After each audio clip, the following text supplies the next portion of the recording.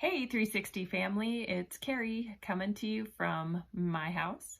I just wanted to say hi, let you guys know that I am thinking about you and praying for you as you are at home on lockdown along with the rest of us. It's been interesting over here. Good for the most part. My kids are getting used to being home and not having friends over or going to friends' houses. And I know that it can be a little challenging and trying. And for some of you, it may be super challenging, like things at home might be really hard. But I wanted to say hello and hopefully encourage you a little bit today.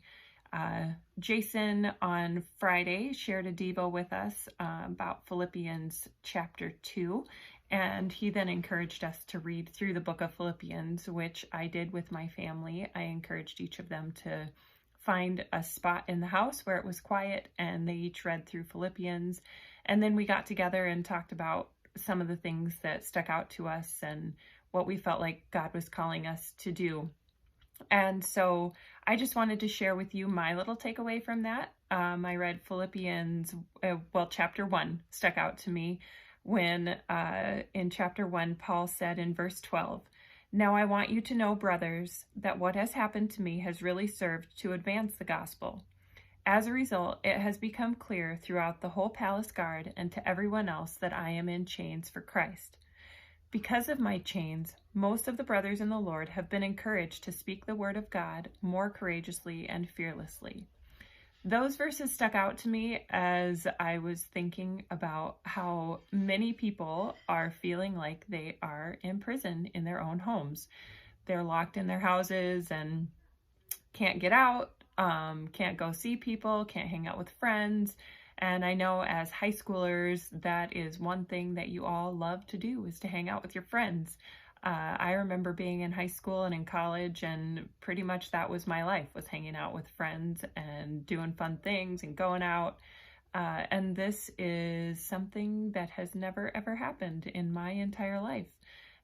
Being told to stay at home and to not go out unless you need groceries or unless you have a job that's essential to keep going.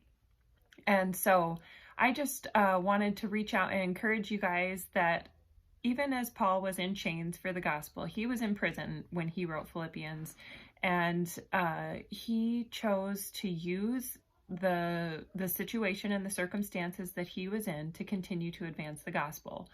And God has blessed us with technology. He's given us the ability to continue to stay in touch with people, even in the midst of all that's going on with coronavirus.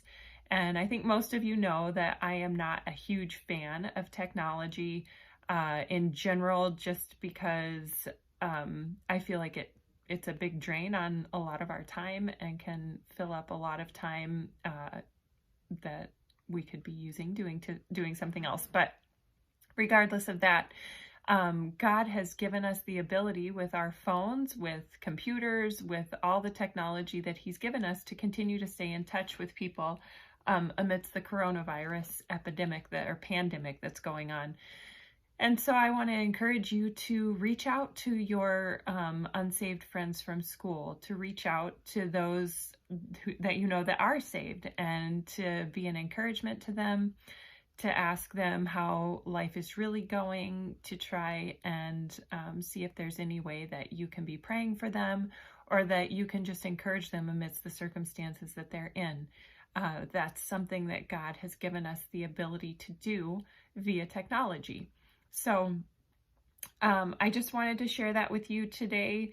I know that I am trying to stay in touch with people and just reach out and hopefully encourage those that might not have as many friends or might not even know the Lord. So anyway, hope you're doing well. Hopefully, Lord willing, we will see you soon, and we will just continue to live this out day by day.